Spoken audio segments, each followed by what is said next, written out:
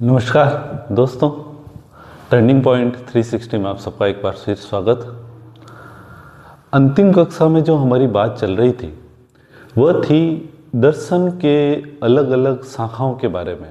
उसमें हमने ये पढ़ लिया था कि दर्शन की जो शाखाएं हैं, तत्व मीमांसा मेटाफिजिक्स है, ज्ञान मीमांसा एपिस्टेमोलॉजी है और मूल्य मीमांसा एक्सियोलॉजी है। कोई भी दर्शन जो है वह तत्व मीमांसा, ज्ञान मीमांसा और मूल्य मीमांसा पे टिका हुआ होता है और सबकी तत्व मीमांसा अलग है, ज्ञान मीमांसा अलग है, मूल्य मीमांसा अलग है। और खासकर वेस्टर्न फिलॉसफी में तो यह प्रमुख रूप से किसी भी दर्शन के वो आधार है जिस पे कोई दर्शन बेस्ड होता है। यद्यपि भारतीय दर्शन में भी ज्ञान मीमांसा, तत्व मीमांसा और आचार मीमांसा की व्यवस्था है, परंतु वेस्टर्न कॉन्सेप्ट जो है यह प्रमुखता से इसको फॉलो करता है, या कह सकते हैं इसको एक समझ के रूप में या किसी दर्शन को जानने के रूप में यह अपनाता है। आज हम बात करते हैं, अब दर्शन की ओर चलते हैं। तो आज हमारी जो चर्चा है वह है चारवाक दर्शन के बारे में। हम पहले ये पढ़ चुके हैं कि जो दर्शन में आस्तिक दर्शन है वे 6 हैं और नास्तिक दर्शन 3 हैं। तो 3 जो नास्तिक दर्शन है, हेटेरोडॉक्स दर्शन है, वे नास्तिक क्यों हैं? क्योंकि वो वेदों को स्वीकार नहीं करते, वेदों को नहीं मानते या वेदों की अथॉरिटी को नहीं मानते। आज हम उसी में से एक दर्शन की चर्चा करते हैं, चारवाक दर्शन की। चलिए, हम जानते हैं चारवाक दर्शन क्या है, हेटेरोडॉक्स दर्शन है या नास्तिक दर्शन है। तो हम कहते हैं नास्तिक दर्शनों की श्रेणी में चारवाक दर्शन को माना गया। अब देखिए, जो चारवाक दर्शन है यह नास्तिक दर्शन में हम शुरुआत क्यों कर रहे हैं, इससे क्यों हम चारवाक दर्शन से शुरुआत कर रहे हैं? क्योंकि चारवाक दर्शन है वो एक लोकायत दर्शन के नाम से भी जाना जाता है, अर्थात जो जनमानस में बहुत लोकप्रिय है। जैसे आज के जो युग है उसमें ज़्यादातर हम कहते हैं हम चारवाकियन फिलोसॉफी को क्या कर रहे हैं, फॉलो कर रहे हैं। तो उसी को हम समझेंगे क्यों हम ये कहते हैं कि हम चारवाकियन फिलोसॉफी को फॉलो कर रहे हैं।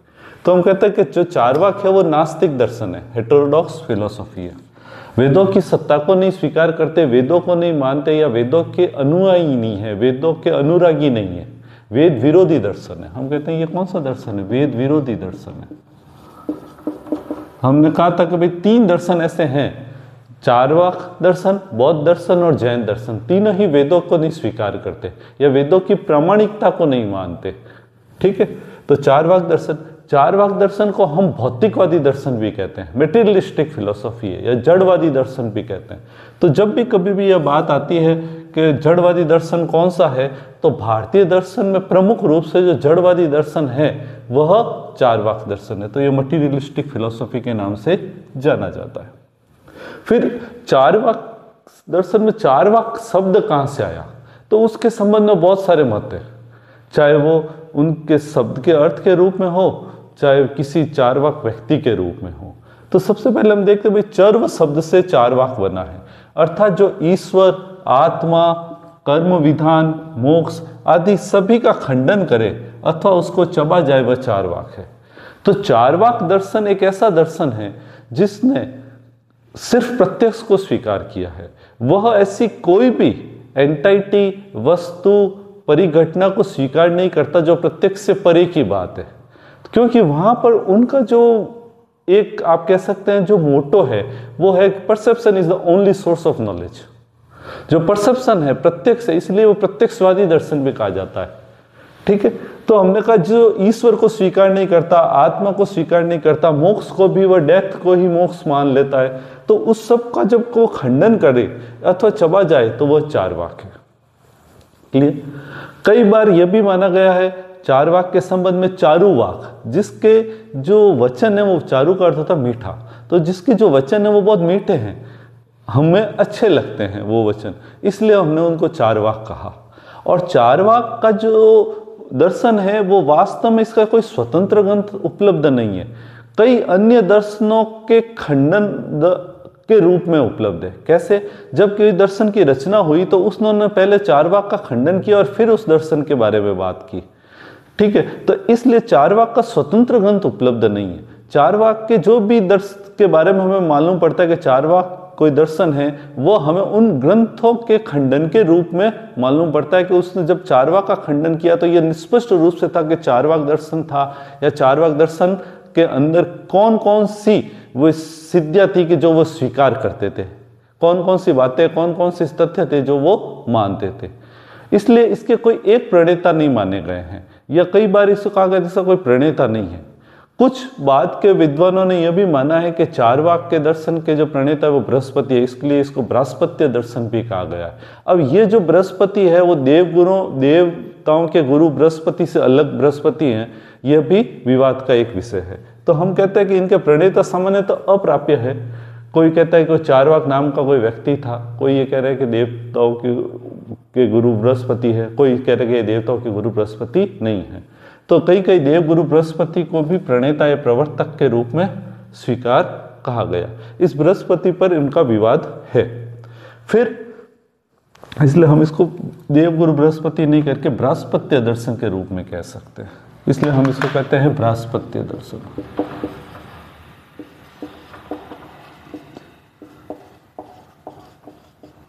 चारवाक को बृहस्पत्य दर्शन भी कहा जाता है। ठीक है। फिर चारवाक जो है वो प्रत्यक्षवादी दर्शन है, प्रत्यक्ष को एकमात्र प्रमाण के रूप में स्वीकार करता है। अब जब आप प्रत्यक्ष को एकमात्र प्रमाण के रूप में स्वीकार करोगे तो जो भी प्रत्यक्ष से परे की चीज है, चाहे वो अनुमान भी क्यों नहीं हो, ठीक है, इन्फ्रेंस भी क्यों नहीं हो, इन्फ्रेंस को भी आपको क्या करना पड़ेगा, खंडन करना पड़ेगा। तो ऐसी कोई भी वस्तु जो कि प्रत्यक्ष से परे की बात है, जिनका कोई संवेदनात्मक अनुभव नहीं होगा, सेंसरी ऑर्गन से जो हम अनुभव नहीं कर पाएंगे, उसको क्या करना पड़ेगा, खंडन करना पड़ेगा। तो चारवाक कहते हैं कि जो भी प्रत्यक्ष में नहीं आता वो सब खंडित है, या जिसको मानना आवश्यक नहीं है, न उसको मानने योग्य है। तो प्रत्यक्ष को एकमात्र प्रमाण के रूप में स्वीकार करते हैं। इसको लोकायत दर्शन भी कहते हैं। कई बार प्रश्न पूछ लेते हैं एग्जाम में कि चारवाक दर्शन को लोकायत दर्शन क्यों कहा गया। लोकायत का अर्थ है जो जनमानस में बहुत प्रिय है। तो जनमानस को या एक मास ग्रुप को कौन सी चीज पसंद आएगी, ऐसी जिसके अंदर प्लेजर की बात हो, सुख की बात हो। तो इसलिए वही बातें चारवाक दर्शन में, इसलिए चारवाक दर्शन लोकप्रिय दर्शन है। और मटीरियलिस्टिक फिलॉसफी है, तो मटीरियलिज्म का ये युग है, तो वही क्या है, लोगों को पसंद आएगा। और उसी के कारण हम कहते हैं कि ये लोकायत दर्शन है। तो जनमानस में लोकप्रिय होने के कारण चारवाक दर्शन जो है वो लोकायत दर्शन है। कई बार इसको भोगवादी दर्शन भी कहा गया है। इसे हम सुखवादी दर्शन कहते हैं। क्यों कहते हैं भाई इसको सुखवादी दर्शन? तो चारवाक दर्शन को सुखवादी दर्शन इसलिए कहा गया है, चारवाक दर्शन की एक उक्ति है जो जनमानस में और विद्वानों में है कि आप जीवे सुखम जीवे ऋण कृत्वा घृतम पिए। जब तक जिए आप सुख पूर्वक रहें इस जीवन में, और यदि ऋण लेके भी घी पीना पड़े तो पी ले, उसमें कोई बुराई नहीं है। मरने के बाद तो कुछ हो नहीं सकता। कि उस समय यह माना जाता है कि घी आज भी है और उस समय भी यह माना जाता है घी एक बहुमूल्य वस्तु है।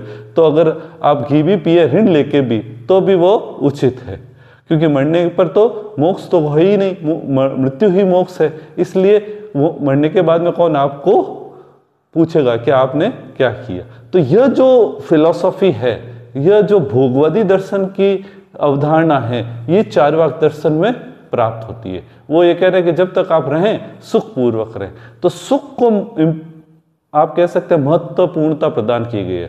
प्लेजर को उन्होंने माना है कि सबसे महत्वपूर्ण है। अब आगे जब चारवाक की हम नीति मीमांसा की बात करेंगे तब हम कहेंगे काम एवे का पुरुषार्थ, तब उसकी चर्चा हम करेंगे। तो निकृष्ट सुखवादी है, इधर ग्रॉस हिडोनिस्ट कहा जाता है। निकृष्ट सुखवादी क्यों कहते हैं? सुखवाद में भी अलग आयाम है, एक निकृष्ट सुखवादी है और एक उत्कृष्ट सुखवादी है। तो अगर निकृष्ट सुखवादी का अर्थ है जो इंद्रियों से जो सुख प्राप्त हो रहा है उसको श्रेष्ठ स्वीकार करते हैं, और उत्कृष्ट सुखवादी जो बौद्धिक सुख को, चाहे कविता पढ़ने का सुख है, चाहे आप कहें कि पेंटिंग करने का जो सुख है, तो वह जो सुख है उसको उच्च मानेंगे तो वो उत्कृष्ट सुखवादी होंगे।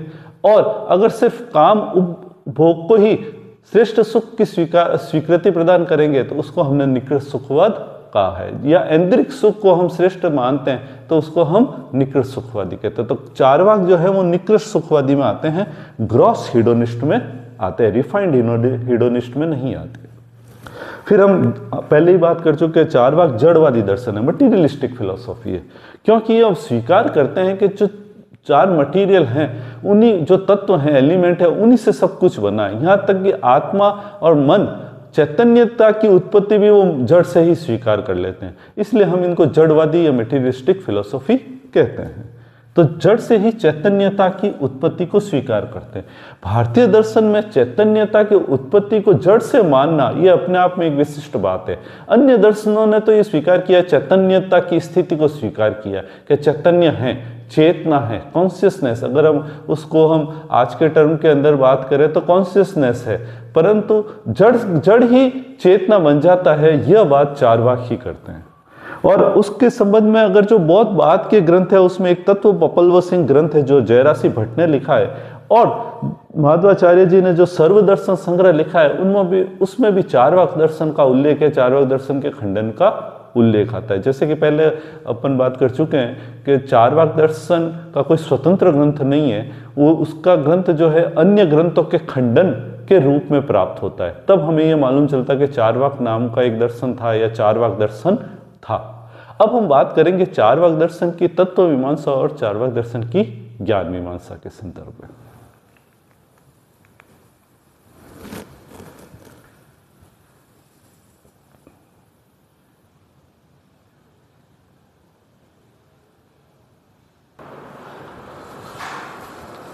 अब हम बात करते हैं चारवाक दर्शन में ज्ञान मीमांसा की।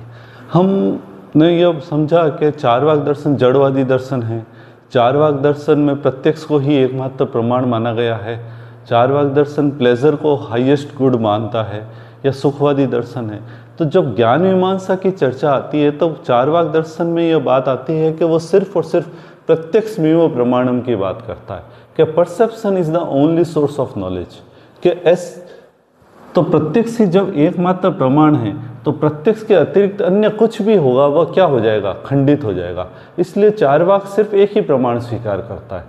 अलग अलग दर्शन अलग अलग प्रमाण स्वीकार करते हैं। जैसे बौद्ध दर्शन है वे 2 प्रमाणों को स्वीकार करते हैं, न्याय दर्शन है वे 4 प्रमाण की बात करते हैं, मीमांसक है वे 5 और 6 प्रमाण की बात करते हैं, वेदांत है, अद्वैत वेदांत है तो 6 प्रमाण मानता है। ठीक है, तो उसमें से सिर्फ और सिर्फ चारवाक एक ऐसा दर्शन है जो सिर्फ एक ही प्रमाण स्वीकार करता है। इसलिए वो प्रमाण कौन सा है, प्रत्यक्ष, परसेप्शन, जिसका इंद्रिक अनुभव हो रहा है, जो इंद्रिय अनुभव में सामने है, प्रत्यक्ष गम्य है, तो उसको ही वह क्या करेगा, स्वीकार करेगा। और इसलिए कि जो प्रत्यक्ष से परे है, अर्थात जिसका इंद्रिक अनुभव नहीं होता तो उसका अस्तित्व भी नहीं है। तो इस बेस को लेके वह अन्य सब का खंडन करता है। जब हम उसकी तत्व मीमांसा पढ़ेंगे तो हम कहेंगे कि वो आत्मा का भी खंडन कर रहे हैं, वो ईश्वर का भी खंडन कर रहे हैं। तो वो क्यों कर रहे हैं, क्योंकि उनका प्रत्यक्ष नहीं होता। वो कहते हैं कि जो हम अभी जैसे देख रहे हैं वैसे हम ईश्वर को नहीं देख रहे हैं या आत्मा को नहीं देख रहे हैं, तो इसलिए उनका भी क्या कर देते हैं, वो खंडन कर देता है। और चूंकि वो अनुमान का भी खंडन कर रहे हैं, अनुमान पे आधारित ज्ञान को भी स्वीकार नहीं करते, तो अगर कुछ अनुमान जन्य है उसको भी वो क्या मानेंगे, इन्फ्रेंस बेस्ड नॉलेज होगा उसको भी वो स्वीकार नहीं करेंगे। तो वो कहते हैं कि जो प्रत्यक्ष से परे है, अर्थात जिसका इंद्रिक अनुभव नहीं होता, उसका भी अस्तित्व नहीं है। चारवाक अनुमान, शब्द, उपमान, अर्थापत्ति आदि प्रमाणों को स्वीकार नहीं करते। कई प्रमाण हैं, प्रत्यक्ष हैं, अनुमान है, इन्फ्रेंस है, शब्द है, उपमान है, अर्थापत्ति है, अनुपलब्धि है। तो इन सभी प्रमाणों को वो स्वीकार नहीं करते हैं, सिर्फ प्रत्यक्ष को ही एकमात्र प्रमाण के रूप में स्वीकार करते हैं। हमने कहा कि भाई अनुमान तो आप जानते ही कि भाई इन्फ्रेंस या जो अनुमान प्रमाण है वो तो बादलों को देख के वर्षा का अनुमान होना, तो यह सामान्य घटना है जो कि अनुमान का प्रयोग हम दैनिक जीवन में करते हैं। शब्द का क्या अर्थ हुआ, शब्द का अर्थ है जो आप्त पुरुष हैं, उन्होंने जो कुछ कहा है उसको हम सत्य स्वीकार करते हैं। या आप्त ग्रंथ है, यह ग्रंथ हो सकता है अलग अलग धर्म में अलग अलग हो। जैसे हिंदू धर्म की बात करें तो भगवत गीता में, रामायण में जो कुछ कहा गया है, उपनिषदों में जो कहा गया है उसको स्वीकारना, तो आप्त ग्रंथ मान लिए उनको, और उनमें जो कुछ कहा गया उसको अथॉरिटी मानना, तो वो शब्द, उसको शब्द माना गया। सब 2 तरह में माने गए। एक तो किसी पुरुष के द्वारा, आप्त पुरुष के द्वारा, सिद्ध पुरुष के द्वारा कहे गए जो वाक्य हैं वो शब्द है। इसके अतिरिक्त जो आप्त ग्रंथ में जो कुछ उल्लेखित है वह शब्द है। इसी प्रकार से उपमान, उपमान भी एक प्रमाण है। उपमान का अर्थ होता है एक जैसी कोई दो सिमिलर वस्तुएं हैं, उसमें एक को देख के दूसरे का ज्ञान हो जाता है, तो उसको हम उपमान कहते हैं। उसी तरह से अर्थापत्ति भी एक प्रमाण है। तो अर्थापत्ति कौन सा प्रमाण है? अर्थापत्ति का मतलब अर्थ पर आपत्ति। अर्थ पर आपत्ति का अर्थ होता है निराकरण मूलक परिकल्पना। एक हाइपोथेसिस क्रिएट की जाती है। कैसे? इसका एक बहुत अच्छा उदाहरण जो कि अर्थापत्ति में हमेशा दिया जाता है वो यह है कि जैसे कोई एक अमुक एक्स व्यक्ति है, वह उपवास कर रहा है और परंतु हम देखते हैं कि वह लगातार 10 दिनों तक उपवास करता है, परंतु उसका वजन बढ़ रहा है और वो हमेशा आपके सामने उपस्थित रहता है, वो कुछ भी नहीं खाता है। तो हम एक कल्पना करते हैं, परिकल्पना करते हैं कि वो दिन में तो कुछ नहीं खाता है, अवश्य वो रात में खाता होगा। तो यह इस प्रकार की जो निराकरण मूलक परिकल्पना है उसके आधार पे जो हमें ज्ञान प्राप्त होता है उसको हमने अर्थापत्ति कहा। इसी प्रकार से अनुपलब्धि जो है वह क्या है? अभाव प्रमाण का आधार है। जिसमें कोई वस्तु नहीं है उसका जो अभाव है उसको भी हम क्या मानते हैं? ज्ञान के रूप में या प्रमाण के रूप में मानते हैं। तो इन सभी प्रमाणों के अंदर चार्वाक सिर्फ और सिर्फ किसको मान रहे हैं? प्रत्यक्ष को मान रहे हैं। वे अनुमान का भी बहुत जोरदार खंडन करते हैं। वे कहते हैं कि चार्वाक का मत है कि चूंकि अनुमान व्याप्ति पर आधारित होता है, अनुमान का आधार क्या है? व्याप्ति। चूंकि और यह व्याप्ति ही सिद्ध नहीं होती तो अनुमान कैसे सिद्ध होगा? इसलिए अनुमान को भी स्वीकार नहीं किया जा सकता। अब प्रश्न उठता है कि व्याप्ति किसे कहते हैं? तो व्याप्ति का अर्थ है कि हेतु और साध्य के बीच का जो त्रैकालिक, अनौपाधिक, अव्यभिचारी संबंध है उसको हम व्याप्ति कहते हैं। उदाहरण देख लेते हैं। उदाहरण क्या है? जैसे हमने कहा कि कहीं दूर पहाड़ पर धुआं है, तो हमने उस धुएं के आधार पर कहा कि उस पहाड़ की तलहटी में आग जल रही होगी। तो धुएं के आधार पे हमने आग को स्वीकार कर लिया। हमें आग नहीं दिखाई दे रही है तो धुआं दिखाई दे रहा है। तो जो प्रत्यक्ष है उसके आधार पे अप्रत्यक्ष अर्थात आग को माना है या आग को स्वीकार किया है तो वह क्या हो गया?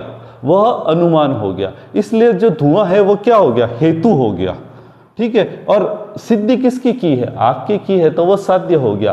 तो धुएं और आग इन दोनों के बीच में या धुएं और अग्नि के बीच का जो नियत, अनौपाधिक, उपाधि रहित कोई शर्त नहीं है और जो त्रैकालिक हमेशा से संबंध रहता है उसको हम व्याप्ति कहते हैं। और चार्वाक इसका खंडन करते हैं। वो कहते हैं व्याप्ति सिद्ध होती ही नहीं है, इसलिए अनुमान भी सिद्ध नहीं हो सकता। हो सकता है कभी कुछ अनुमान सही निकल जाए, हो सकता है कभी अनुमान सही नहीं निकले।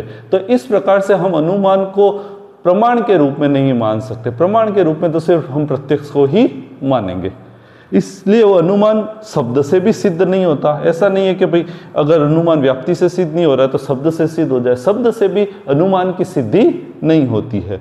और कार्य कारण संबंध जो है, कॉज इफेक्ट रिलेशन है, उससे भी वह अनुमान की सिद्धि को स्वीकार नहीं करते हैं। इस प्रकार से वो अनुमान का खंडन करते हुए सिर्फ प्रत्यक्ष को ही एकमात्र प्रमाण के रूप में मानते हैं। यहाँ तक भी वो ये कहते हैं कि जो वेद हैं वो भी विश्वास करने योग्य नहीं है, ये भी धूर्त पुरोहितों का कोई कृत्य है जो कि अपने लाभ के लिए उन्होंने इनकी रचना की है। तो इस प्रकार शब्द को, अनुमान को, उपमान को, अर्थापत्ति, किसी भी प्रमाण को वे स्वीकार नहीं करते। तो उनकी जो ज्ञान मीमांसा है वो निश्चित रूप से आप ये कह सकते हैं कि एक प्रत्यक्ष के समर्थन में जो इंद्रिय गम्य हैं, जो सेंसरी ऑर्गन से निश्चित रूप से जिसके संबंध में हम सेंसरी ऑर्गन जिससे सेंसेस प्राप्त होते हैं उसी के आधार पर ही वो स्वीकृति प्रदान करते हैं किसी तथ्य की, अन्यथा वो किसी भी तथ्य को नहीं मानते हैं।